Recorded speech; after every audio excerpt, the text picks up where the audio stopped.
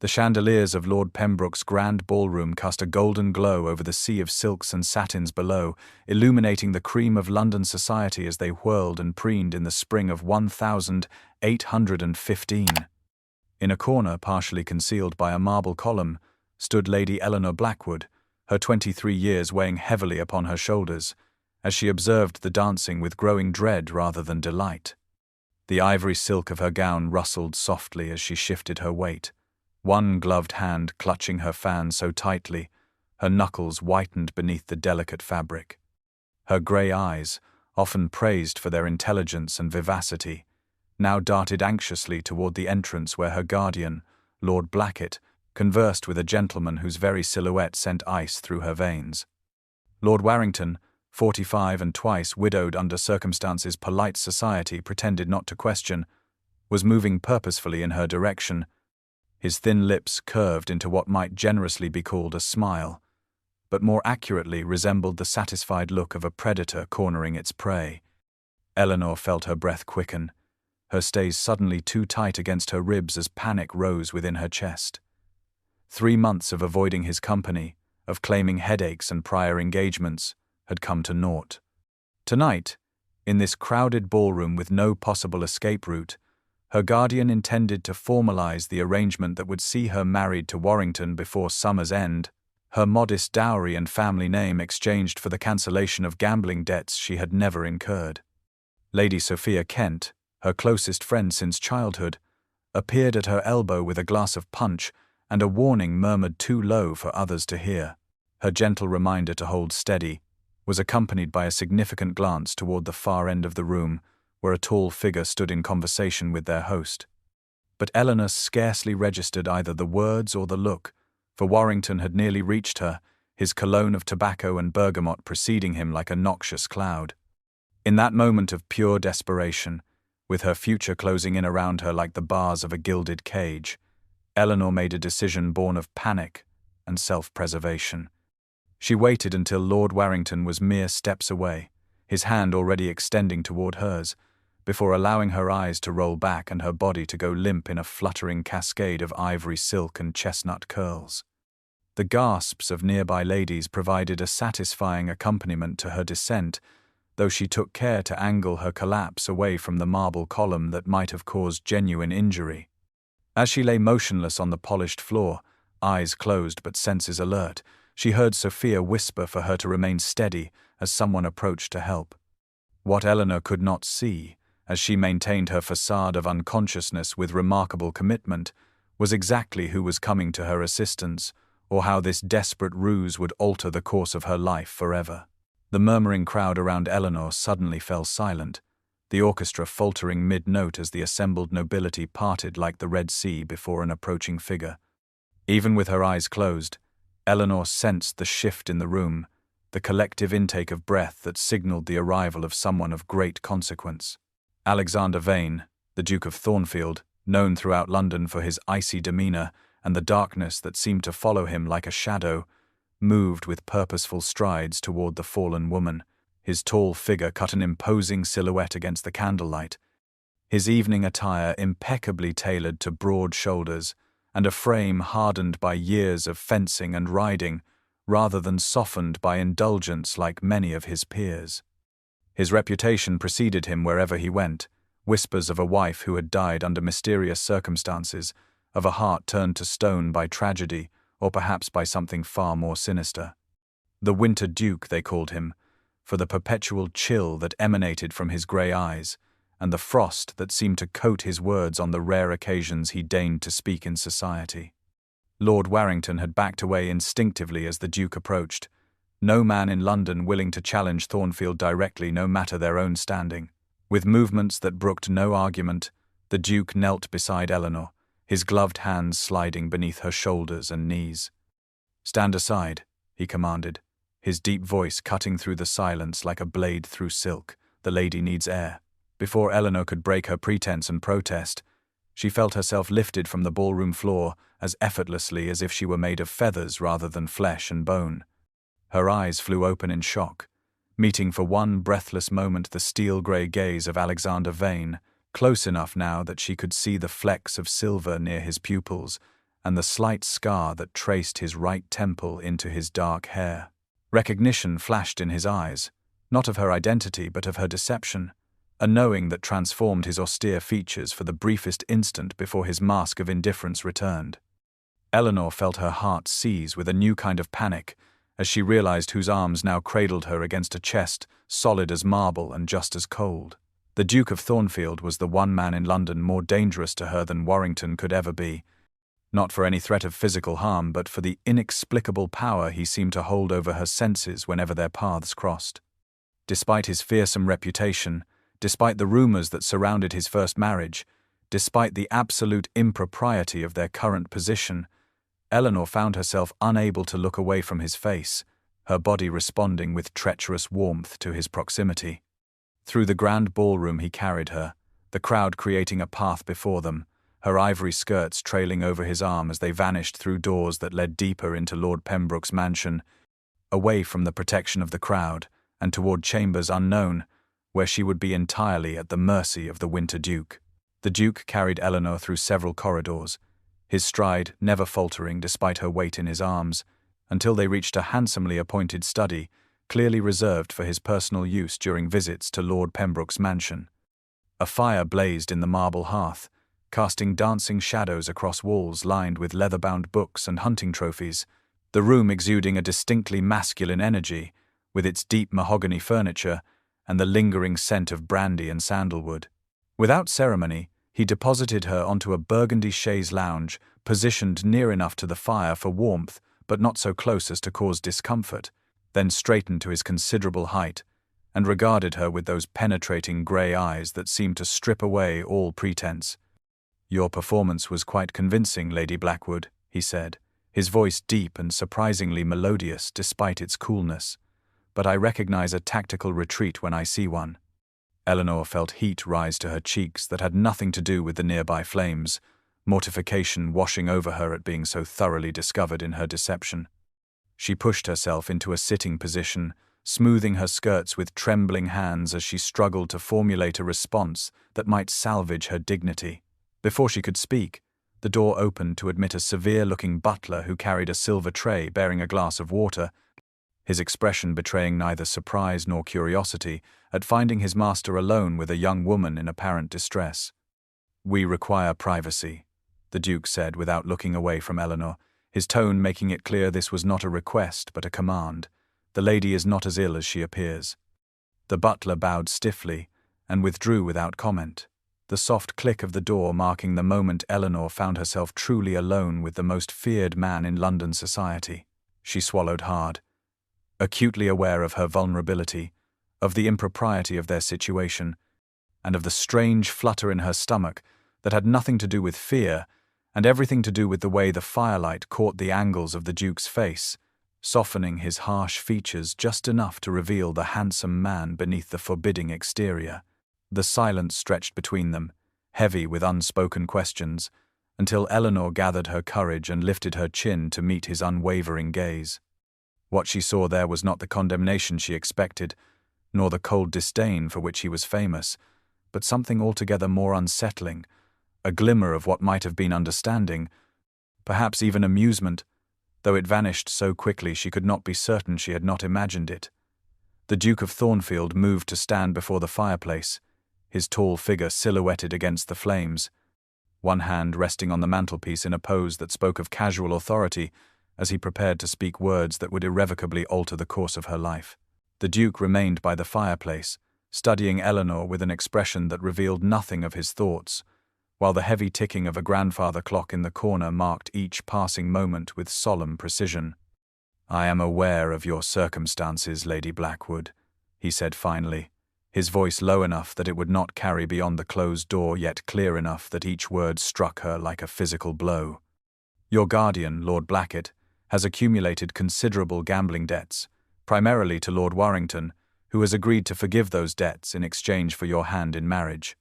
Eleanor felt the blood drain from her face, mortification washing over her, that this man, this virtual stranger, despite his prominence in society, knew of her humiliating situation, of her being bartered like cattle to satisfy debts not of her making.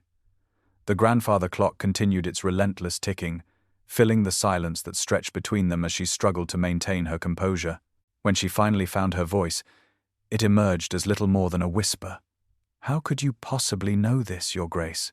The Duke moved away from the fireplace, his steps measured as he crossed to a small table where a decanter of amber liquid gleamed in the firelight. "I make it my business to know many things, Lady Blackwood, particularly when they involve men like Warrington." He poured a small measure into a crystal glass but did not drink, merely holding it as if drawing comfort from its presence.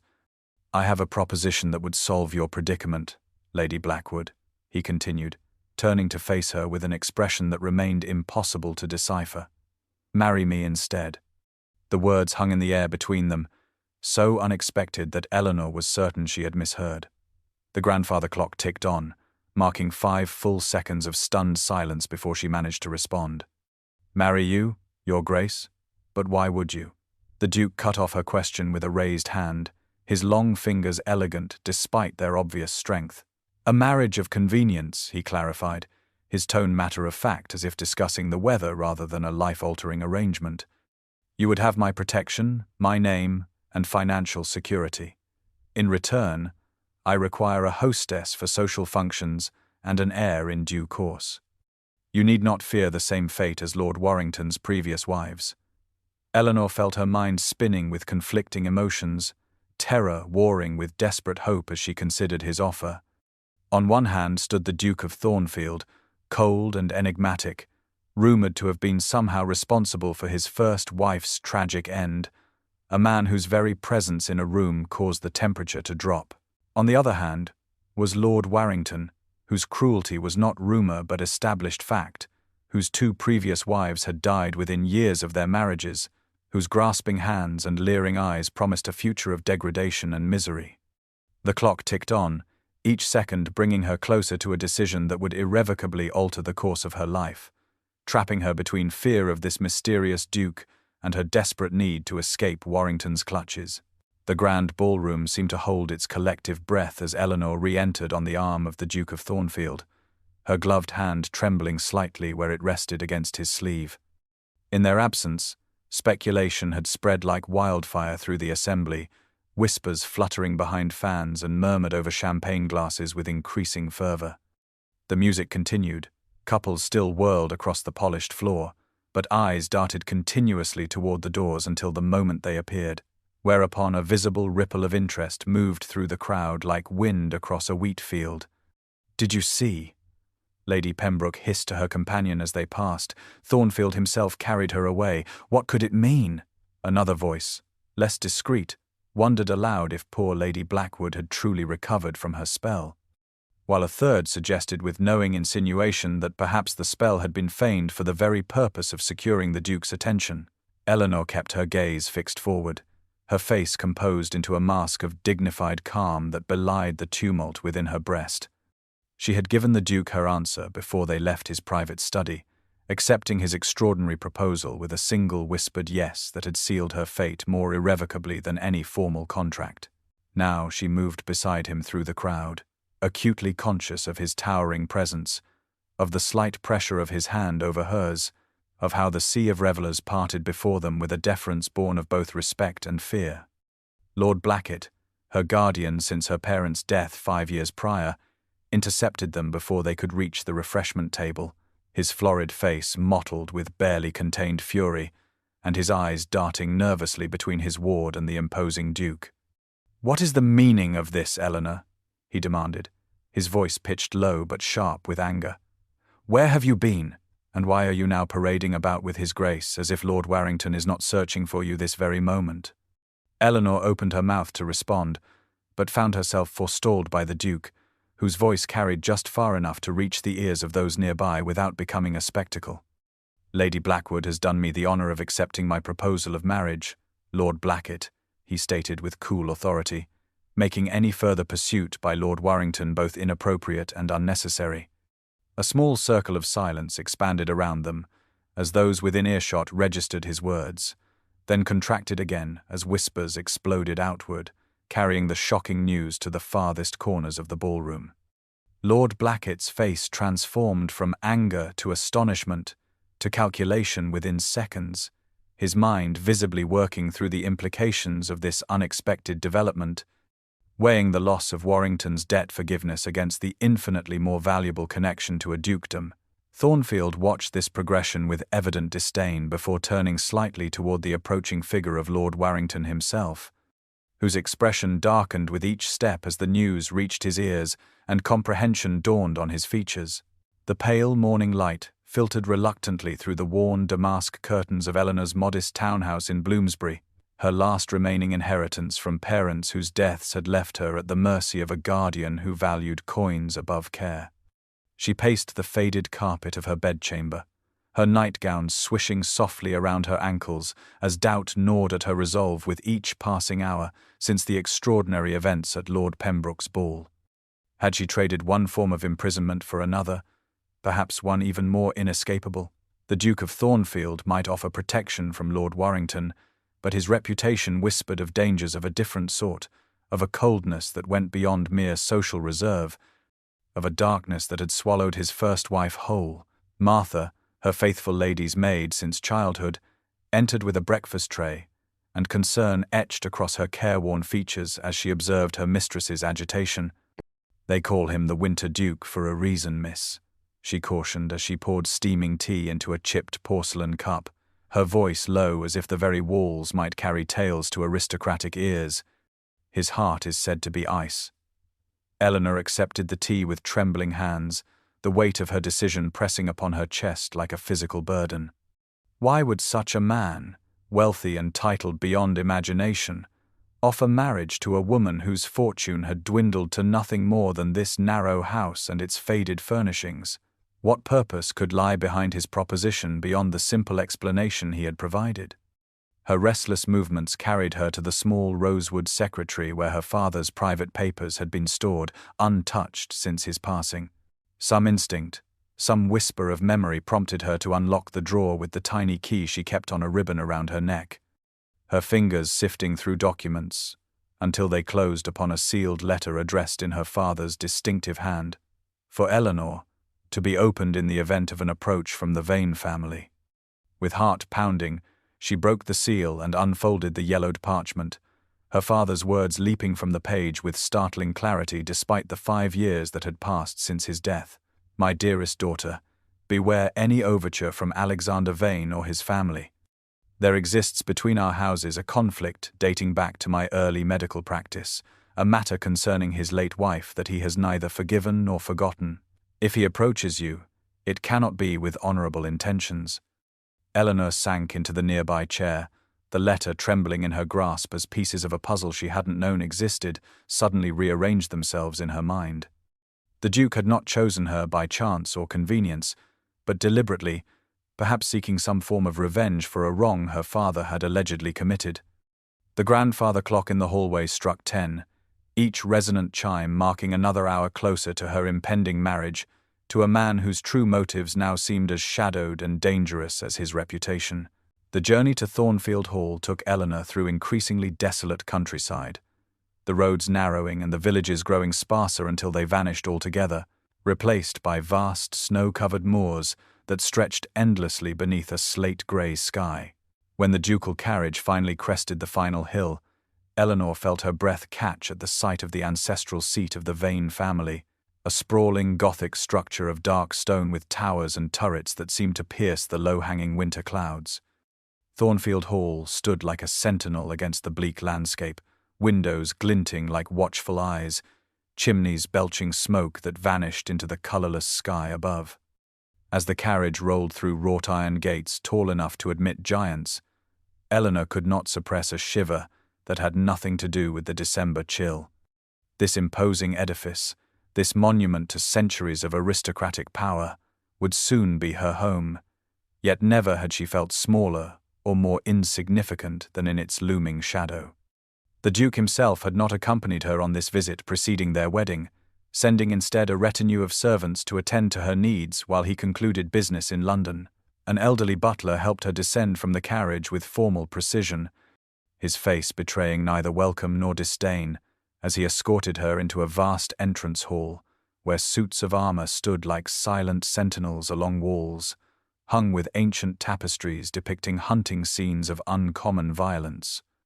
Mrs. Winters, the housekeeper, awaited her there, a tall woman with iron-grey hair pulled severely back from a face as unyielding as the stone walls around them. Her Kirsty was correct in form, but entirely lacking in warmth, her pale eyes assessing Eleanor with undisguised skepticism as she welcomed Lady Blackwood to Thornfield Hall. "I will show you to your chambers," she said, her voice as cold and dry as the winter air outside, though I confess we had little time to prepare, given the hastiness of the engagement. Eleanor followed the housekeeper up a grand staircase, trying not to feel like an intruder in the house that would soon be under her nominal authority. As they traversed a long gallery lined with portraits of Vane ancestors, all bearing the same aristocratic features and cool grey eyes, Eleanor noticed one painting partially concealed behind a velvet curtain, as if someone had attempted to hide it from casual view, but had been interrupted in the process. She glimpsed just enough to see it depicted a woman of extraordinary beauty, with raven hair and striking grey eyes that matched the Duke's precisely, her smile holding a secret that seemed to follow Eleanor as she moved past. "The master does not marry for love, Lady Blackwood," Mrs. Winters stated abruptly as they reached the door to Eleanor's chambers, not turning to face her, but speaking to the heavy oak panel as she pushed it open.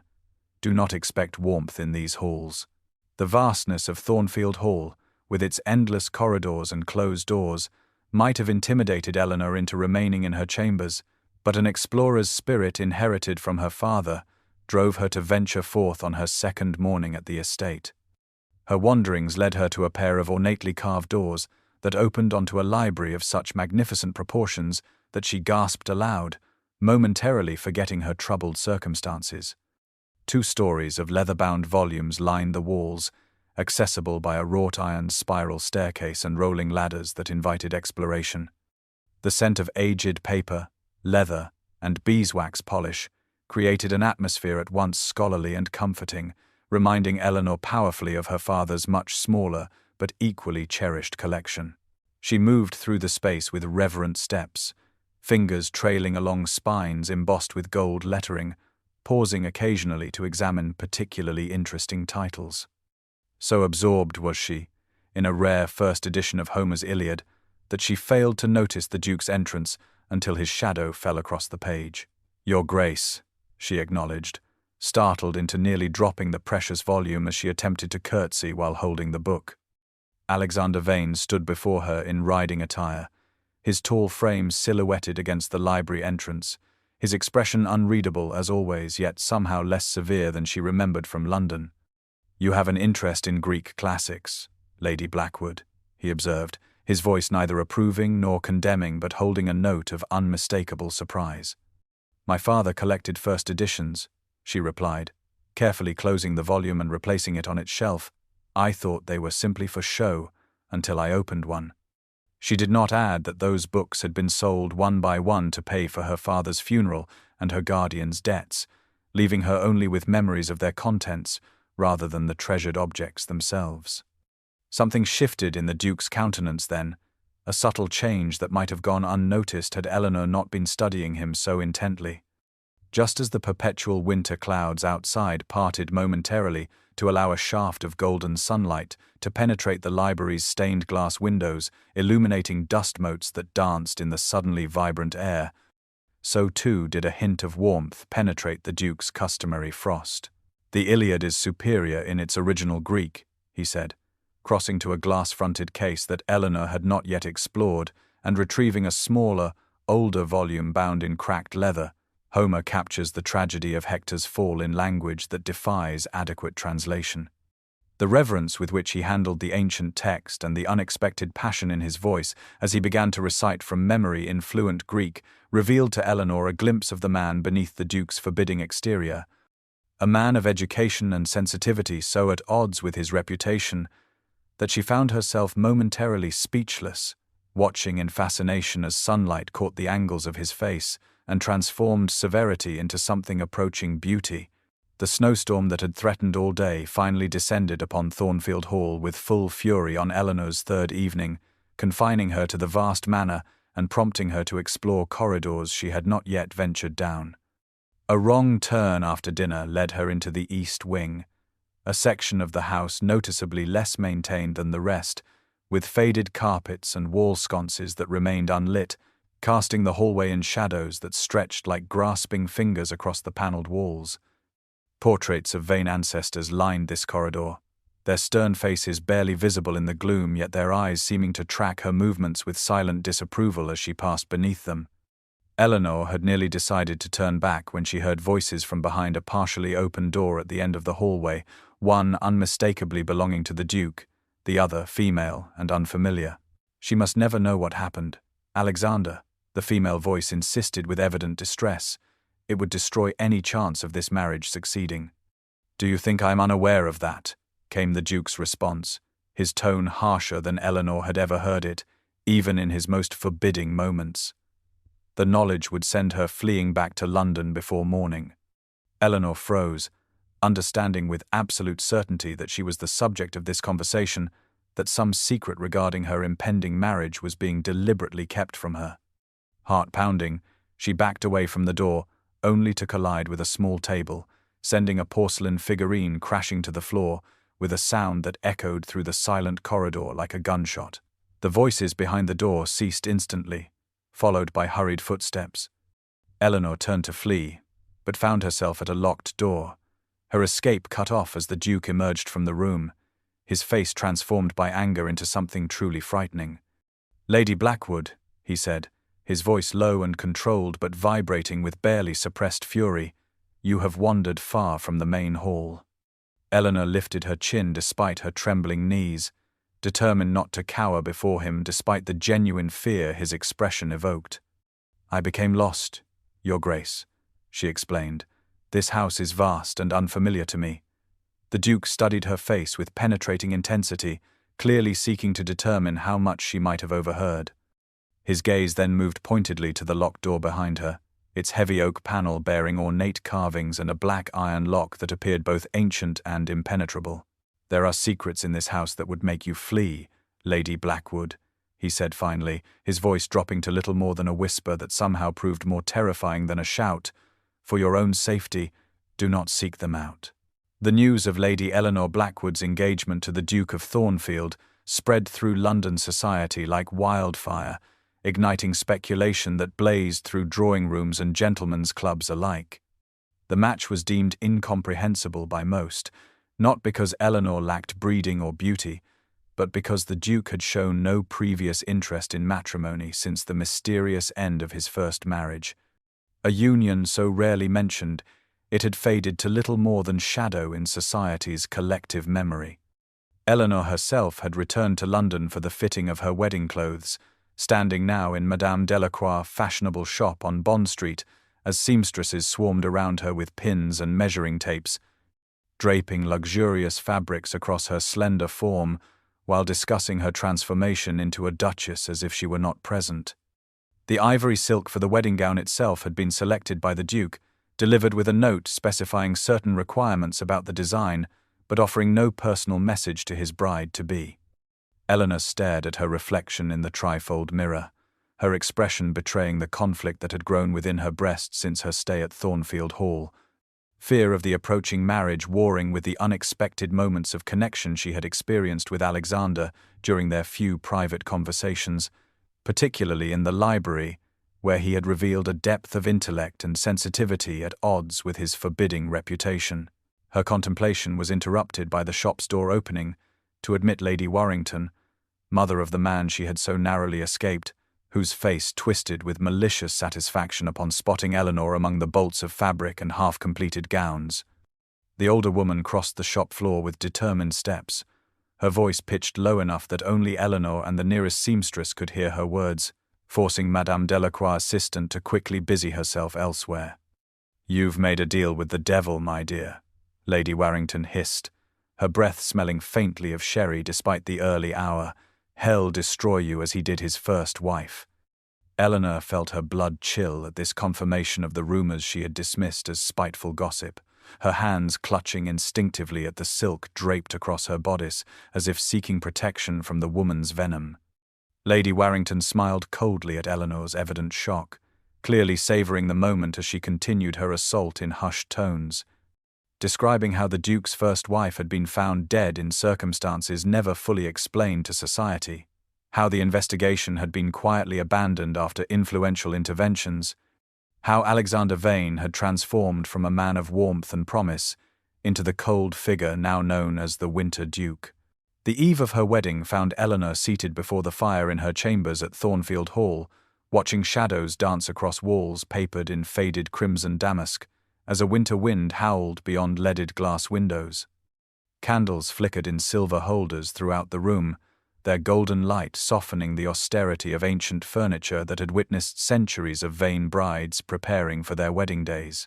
A soft knock preceded the Duke's entrance, his tall figure momentarily filling the doorway before he stepped inside, still formally dressed though the hour grew late. He carried a small wooden box of evident age, its surface polished by generations of handling until the wood gleamed like satin in the candlelight. Eleanor rose to greet him, her cream-coloured dressing gown rustling softly as she curtsied, intensely aware of the impropriety of his presence in her bedchamber, yet somehow unafraid, despite all she had learned and all she still did not know. Without preamble, Alexander approached and opened the box to reveal a necklace of such extraordinary craftsmanship that Eleanor could not suppress a small gasp of appreciation. Sapphires and diamonds arranged in an intricate pattern of vines and flowers caught the firelight, transforming into a cascade of blue flame and brilliant white stars against the black velvet lining. "This has adorned the neck of every Thornfield bride for 3 centuries, he said, his deep voice unusually gentle as he lifted the necklace from its resting place. "Tomorrow it shall be yours." With steady hands that belied the tension Eleanor sensed in him, the Duke moved behind her, placing the cold stones against her throat and securing the clasp with fingers that brushed the sensitive skin at her nape, sending an involuntary shiver down her spine that had nothing to do with fear. When he turned her to face the looking-glass, his hands remaining on her shoulders, Eleanor was struck not by her own reflection with the magnificent jewels at her throat, but by the expression in Alexander's eyes as they met hers in the mirror. For one unguarded moment, the perpetual winter of his countenance thawed, revealing such naked longing and something that might almost have been tenderness that Eleanor felt her heart constrict with an emotion she dared not name. The moment shattered as quickly as it had formed, the Duke withdrawing both his hands and his momentary openness, his mask of cool indifference sliding back into place as he bid her good night, and departed with formal correctness.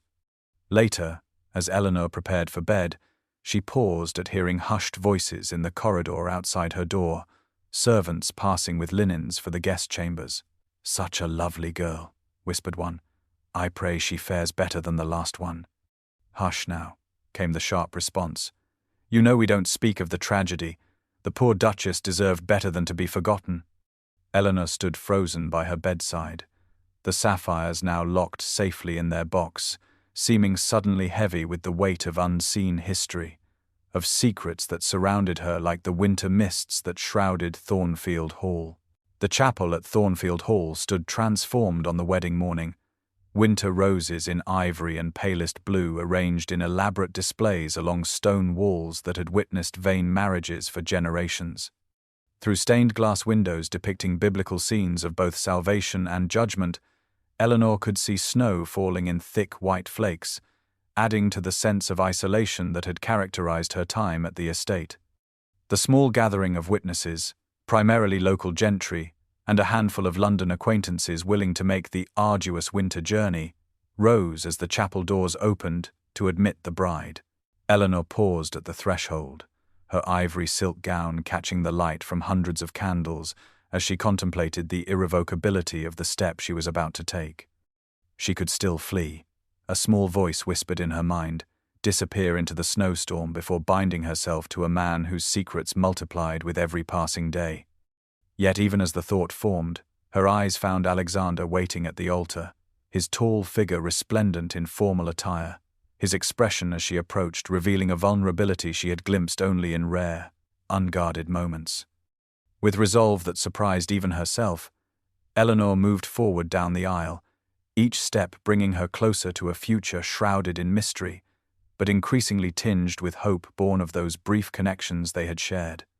The ancient stone chapel amplified their voices as they spoke the traditional vows, the Duke's I do carrying through the sacred space with unexpected fervor, a warmth and certainty that contradicted everything society believed about the Winter Duke. When the moment came to exchange rings, Eleanor was startled by the warmth of Alexander's hands as they enveloped hers, his skin not cold as his moniker suggested, but radiating a heat that seemed to flow directly into her veins, warming her from within, despite the chapel's perpetual chill. As the priest pronounced them husband and wife, Eleanor became aware of movement at the back of the congregation, her attention drawn to a woman she had not noticed before, wrapped in a dark cloak with its hood partially concealing her features. Something in the woman's posture suggested familiarity with Thornfield, an ease within its walls that spoke of long acquaintance rather than casual visitation. When the woman realized she had caught Eleanor's attention, she turned abruptly and slipped through the side door, her hasty departure creating a momentary draft that caused the nearest candles to flicker wildly, casting strange, elongated shadows across the ancient stones.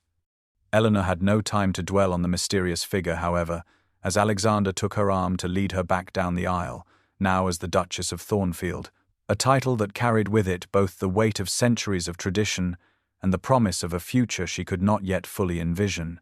The ducal chambers assigned to Eleanor as the new Duchess of Thornfield were both sumptuous and ancient, the walls adorned with richly woven tapestries depicting hunting scenes and mythological tableaux that seemed to shift and move in the dancing firelight. She sat before the ornate vanity, as Martha removed the last of the pins from her hair, allowing chestnut waves to fall freely down her back, when a firm knock announced the arrival of her husband. Martha quickly gathered her things and slipped out through a side door as the Duke entered, still formally attired, though he had removed his cravat, the open collar revealing a glimpse of tanned skin at his throat. Eleanor rose to face him, her heart pounding with a mixture of trepidation and something far more dangerous, an anticipation she dared not examine too closely. Alexander remained near the door, maintaining a careful distance as his grey eyes took in her appearance, the simple white nightgown covered by a silk robe that had been part of her modest trousseau. "This marriage will be in name only, Eleanor," he said finally, his voice low but clear in the hushed chamber. "I will not claim my rights." The words hung in the space between them, their meaning slowly penetrating her consciousness with complex effect. Relief came first, a loosening of the tension that had wound her body tight as a clock spring throughout the day. Yet following close behind was an unexpected and decidedly improper disappointment that heated her cheeks and forced her to turn toward the fire to hide her expression. The flames highlighted the rich colors of the tapestries, bringing to life hunters and prey locked in eternal pursuit across landscapes of thread and imagination. "Why did you really marry me, Your Grace?" she asked softly, watching the shadows leap across the ancient weaving rather than meeting his gaze. "It wasn't just to save me from Lord Warrington." She heard him move, not toward her, but to the side table where crystal decanters caught the firelight, transforming ordinary glass into vessels of captured flame. The sound of liquid pouring was followed by silence before he spoke again, his voice containing an emotion she could not immediately identify. "Because some debts can never be repaid, but they can be honored," he said finally, the cryptic words offering more questions than answers. Eleanor turned to find him watching her, the glass untouched in his hand, his expression a complex mixture of resolve and regret, of secrets still kept and truths hovering just beyond articulation. Behind him, the tapestry depicting Actaeon transformed into a stag for glimpsing the forbidden seemed suddenly appropriate, a warning embroidered centuries ago for this very moment when Eleanor stood on the threshold of discoveries that might prove equally transformative, equally dangerous. The great hall of Thornfield blazed with light and warmth as winter gave way to early spring, the ancient stone walls, witnessing a celebration unlike any seen in recent memory, as tenant farmers and their families gathered to feast at the invitation of their new duchess. 3 months into her unexpected marriage, Eleanor had taken to her duties with a natural aptitude that surprised even Mrs. Winters. the dour housekeeper gradually softening toward the young woman who approached estate accounts and tenant concerns with genuine interest rather than aristocratic indifference. Eleanor moved among the gathered families now, learning names and circumstances, addressing concerns about leaking roofs and ailing livestock with practical solutions that earned her nods of approval from the estate manager. From her position near the enormous fireplace, she observed Alexander as he conversed with a group of farmers, his customary reserve still present yet somehow less forbidding within these walls, among people who clearly respected rather than feared him. A commotion near the dessert table drew her attention, as a small boy who had been attempting to reach a particularly tempting tart lost his balance and fell, striking his head against the edge of the heavy oak. Before Eleanor could move, Alexander was there, kneeling beside the child without regard for his fine clothing, examining the injury with gentle hands and soothing words that calmed both the boy and his distressed mother. He produced a handkerchief to stem the bleeding from a small cut, then lifted the child into his arms and carried him to a quiet alcove, where he personally applied a plaster and offered a tart as consolation for the injury. Eleanor felt something shift within her chest at this display of tenderness so at odds with society's perception of the winter duke. An elderly woman beside her, gnarled hands wrapped around a cup of spiced cider, followed her gaze with knowing eyes. "The master wasn't always winter, my lady," she said softly, her voice carrying the wisdom of decades spent at Thornfield. "There was a time when spring reigned at Thornfield." Before Eleanor could inquire further, Alexander approached them, offering his arm to the elderly tenant with a respect that spoke of long acquaintance, asking after her grandchildren by name and promising to have the leak in her cottage roof addressed before the next rainfall. As he guided the woman to a comfortable seat near the fire, his eyes met Eleanor's across the crowded hall, a moment of unguarded connection that sent warmth flooding through her veins despite the lingering chill of early March.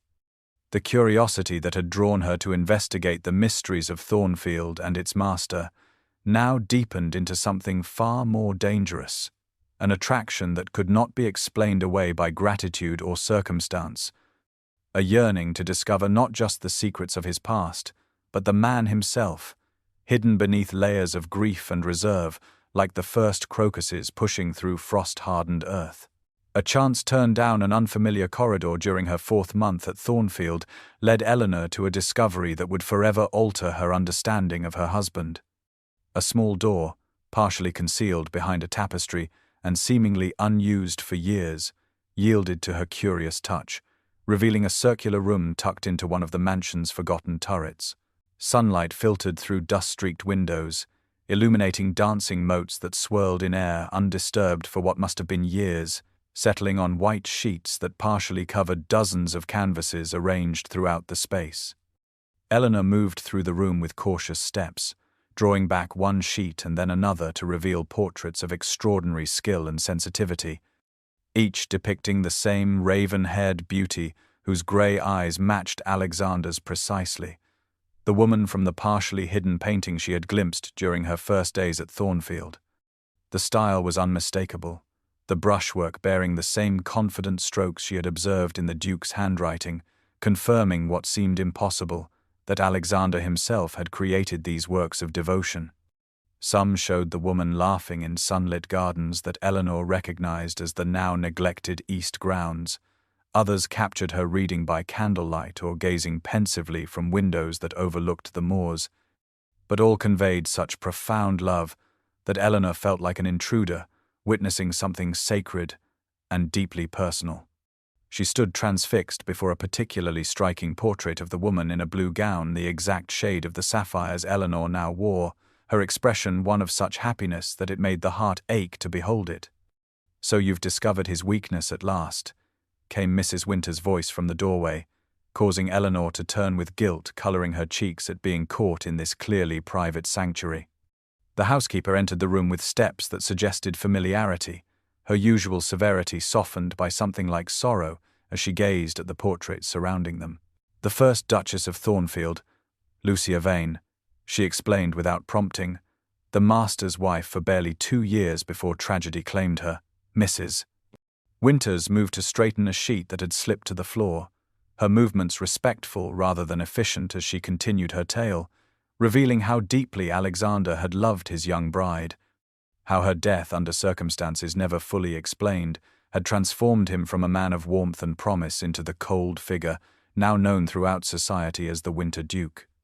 Eleanor listened with growing distress, each word driving home the painful truth that she had unwittingly entered a household still mourning its true mistress, that the man she had gradually come to admire, and increasingly to desire, remained devoted to a ghost whose presence filled this hidden room more completely than she herself could ever hope to fill Thornfield Hall as Mrs. Winters departed. Leaving Eleanor alone among the paintings, she confronted the realization that had been building within her heart for weeks, the impossible, inconvenient truth that she was falling in love with a husband whose heart remained entombed with his first wife, preserved like these portraits behind locks and sheets, beautiful but untouchable. A violent storm descended upon Thornfield that night, lightning slashing the darkness with brilliant white fury that illuminated the grounds in stark relief before plunging them back into shadow. Eleanor found Alexander in his study, standing before the great windows that overlooked the moors, his tall figure silhouetted against the tempestuous sky, as thunder shook the ancient glass in its leaded frames. She closed the heavy door behind her with deliberate firmness, announcing her presence in a way that caused him to turn, his face momentarily illuminated by another lightning strike, revealing features tight with some internal struggle that matched the warring elements outside. "I found the portrait room today," she said without preamble, her voice steady despite the hammering of her heart against her ribs. "The paintings of your first wife, your Lucia." Alexander remained motionless, only the slight tightening of his hand on the crystal tumbler he held betraying his reaction as Eleanor continued, moving closer with each word until she stood directly before him, close enough to see the muscle working in his jaw. "You loved her beyond measure, that much is clear in every brushstroke, yet her name is never spoken at Thornfield, her portrait hidden away, her memory shrouded in whispers and half-truths." Lightning flashed again, thunder following almost immediately, the storm now directly overhead as Eleanor gathered her courage for the question that had haunted her since discovering the hidden room. "Did you kill her, Alexander?" she asked, her voice dropping to little more than a whisper that somehow carried over the raging tempest. "Is that why you hide behind your winter?" The crystal tumbler shattered in his hand, amber liquid and glass fragments scattering across the carpet as Alexander rounded on her with such fury that Eleanor instinctively stepped back, truly frightened of him for the first time since their marriage. "How dare you?" he began, his voice rising to match the thunder, grey eyes blazing with a fire that belied his Winter Duke moniker, but as quickly as the rage had ignited it collapsed, leaving him suddenly looking older, his shoulders slumping as he turned away from her to brace himself against the mantelpiece. "I did worse than kill her," he said finally, his voice so raw with pain that Eleanor felt it like a physical wound to her own heart. "I failed to save her." The fire crackled in the hearth, casting dancing shadows across his tormented features as he finally revealed the truth, how his beloved Lucia had descended into melancholia after losing their unborn child, how her grief had consumed her until one winter morning she had walked onto the frozen lake and broken through the ice, how he had been too late to save her, arriving only in time to witness her final moments.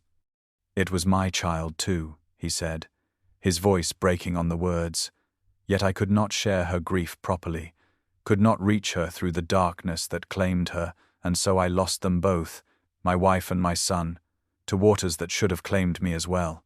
The locked door in the east wing yielded at last to Alexander's key, revealing a room Eleanor had never imagined despite her explorations of Thornfield Hall. A nursery, perfectly preserved as if awaiting the arrival of its tiny occupant, stood frozen in time with a cradle carved from dark walnut, tiny garments laid out upon a changing table, and stuffed animals arranged with loving care upon shelves that had gathered no dust thanks to Mrs. Winter's vigilant attention. Moonlight streamed through windows uncovered by curtains, bathing the untouched sanctuary in silver light that gave the space an otherworldly quality, as if it existed between reality and dream. Alexander moved through the room with reverent steps, his fingers trailing across the cradle with a tenderness that made Eleanor's heart ache. "Your father was the physician who could have saved them both," he said softly, his voice carrying in the stillness of the preserved nursery. "He was called away to another patient, your mother." The words struck Eleanor with physical force, pieces of a puzzle suddenly snapping together with devastating clarity as she understood at last the connection between their families, the reason Alexander had chosen her specifically when he might have married any woman in London. Her father, renowned for his skill in difficult childbirths, had been summoned to Thornfield when Lucia began hemorrhaging after delivering a stillborn son.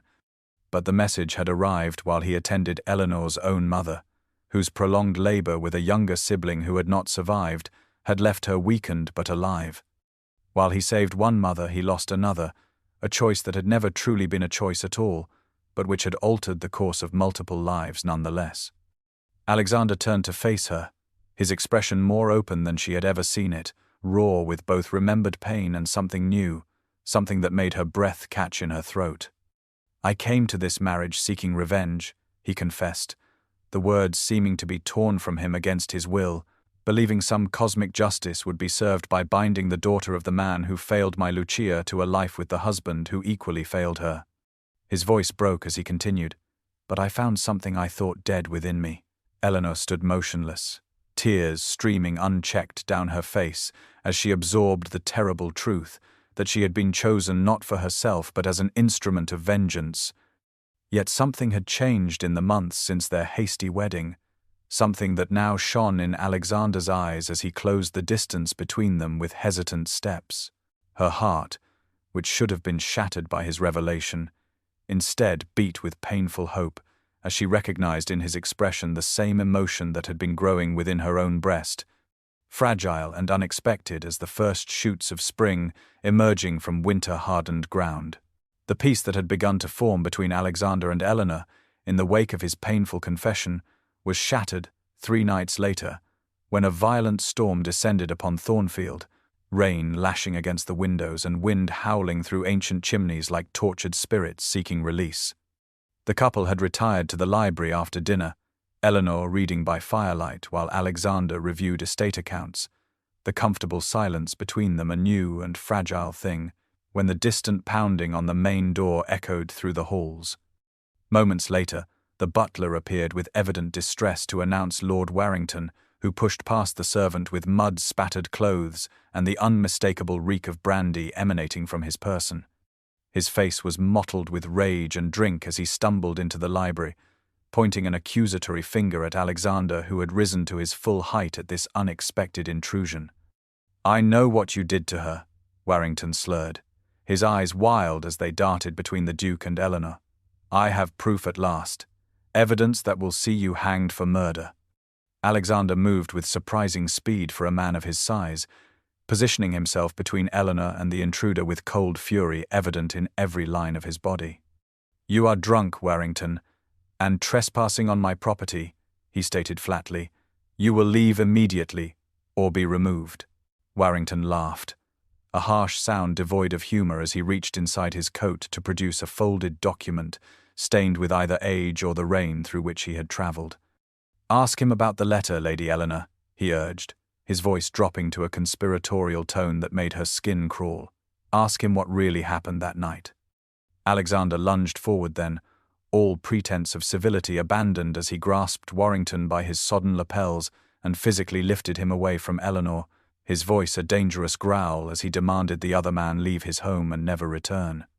Warrington reacted with unexpected violence, his fist connecting with Alexander's jaw, with enough force to send the Duke staggering backward, the letter falling forgotten to the carpet as the men grappled with each other, overturning a side table and sending books crashing to the floor in their struggle. Eleanor stood frozen for only a moment before diving for the fallen document, her fingers closing around the damp paper as the sound of breaking glass punctuated the men's grunts of exertion. She unfolded it with trembling hands to find a physician's account of Lucia Vane's death, noting signs of bruising that might indicate a struggle before her drowning, words that cast Alexander in a damning light. Indeed, if one were inclined to interpret them as evidence of foul play rather than the desperate attempts to save a drowning woman. The moment stretched like blown glass as Eleanor faced her choice, the letter in her hands potentially ruinous to the man she'd grown to love despite his initial motives, the accusations of a known villain ringing in her ears as the storm raged both within and without the walls of Thornfield. With deliberate movements, she crossed to the fireplace and cast the document into the flames, turning to face Warrington with steel in her spine as she ordered him from her home, her decision made to stand with her husband regardless of the doubts that still whispered in the darkest corners of her heart. Dawn crept through the windows of Alexander's private chambers, the same rooms where Eleanor had first confronted the Winter Duke months earlier, now transformed by gentle morning light that painted the dark furnishings with strokes of gold and amber. Eleanor had barely slept following Warrington's violent expulsion from Thornfield, her mind racing with questions still unanswered, despite her choice to stand with her husband. Restless exploration of Alexander's desk while he slept had revealed a hidden compartment containing a letter she had not burned, not the physician's account, but something far more intimate, written in a delicate feminine hand upon paper now yellowed with age. Heart-pounding, Eleanor unfolded Lucia's final message, written the very morning of her death, confessing the depths of melancholia that had consumed her since losing their child, describing hallucinations and terrors that plagued her day and night, despite Alexander's tireless efforts to help her recover. "My beloved husband has been my only anchor in this darkness," Lucia had written, her words occasionally blurred by what must have been tears. "He has shown such patience, such tenderness. Yet I cannot escape the shadows that consume me, cannot be the wife he deserves, or the mother our son will never know." The letter continued with heart-rending clarity, detailing Alexander's attempts to secure the finest physicians, his nights spent at her bedside, his love that could not penetrate the illness consuming her mind. Eleanor felt tears streaming down her face as she read the final lines, absolving Alexander of all blame and begging whoever found the letter to ensure he did not punish himself for what she alone had chosen. A sound from the doorway alerted her to Alexander's presence, his tall figure silhouetted against the corridor light, his expression unreadable as he observed her with the evidence of his innocence trembling in her hands. She rose on unsteady legs, crossing to him with the letter extended like an offering, a bridge across the chasm that had separated them since the beginning. "You tried to save her," she whispered, her voice thick with emotion. "You loved her so completely." Alexander took the letter with reverent hands, his eyes never leaving Eleanor's face as dawn light illuminated the tears on her cheeks. "I've lived in winter so long, Eleanor," he said, his voice rough with emotion that had been suppressed for years. "I never expected to feel warmth again until you." His confession hung in the air between them, fragile as the first crocuses pushing through frozen ground, and Eleanor moved toward him as if drawn by an invisible force, her hand reaching up to touch his face, with a tenderness that made him close his eyes in surrender. When their lips finally met, it was not with the hesitancy of strangers but with the certainty of souls who had found in each other something thought forever lost, his arms enfolding her against his chest, as the last barriers between them crumbled like the walls of winter, yielding at last to the irresistible warmth of spring. The gardens of Thornfield Hall blazed with colours unseen on the estate for nearly a decade, roses climbing stone walls with renewed vigour, formal beds overflowing with tulips and hyacinths, fruit trees heavy with fragrant blossoms that promised abundant harvests in months to come. 1 year after the tumultuous events that had forever altered the course of their lives, Eleanor stood beneath the spreading branches of an ancient oak, one hand resting protectively on her rounded belly where new life grew, watching as Alexander crouched among a group of tenant children, demonstrating how to fashion whistles from hollow reeds collected from the lake shore. His laughter, once so rare within these grounds, now rang frequently through halls and gardens that seemed to respond to his transformation with their own rebirth. Winter giving way to perpetual spring, as the man previously known throughout society as the Duke of Winter rediscovered joys long forgotten. Sensing her presence, Alexander looked up, his grey eyes finding hers with the warmth that now characterized his gaze whenever it fell upon his duchess. He excused himself from the children and crossed the lawn to join her, his hand automatically reaching for hers as they strolled along paths recently cleared of decades of neglect. "You pretended to faint to escape a man you feared," he said softly, his thumb tracing gentle patterns on her palm, only to fall into the arms of a man you came to love. Eleanor smiled up at him, still marveling at the journey that had brought them from that London ballroom to this moment of profound contentment.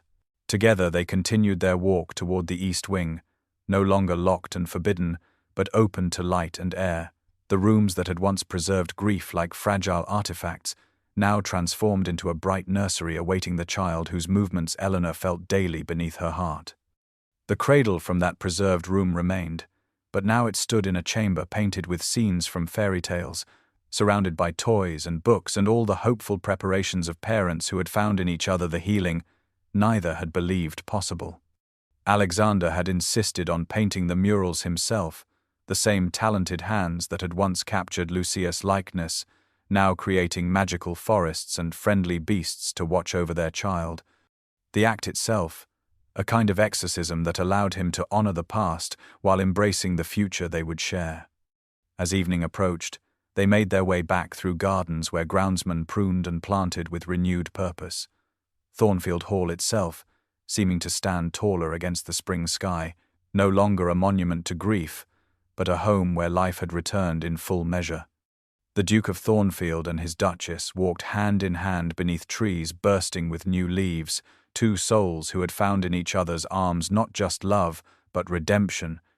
The wounds of their pasts transformed into the foundation of a future neither could have imagined when fate first brought them together with a pretended feint and an unexpected rescue.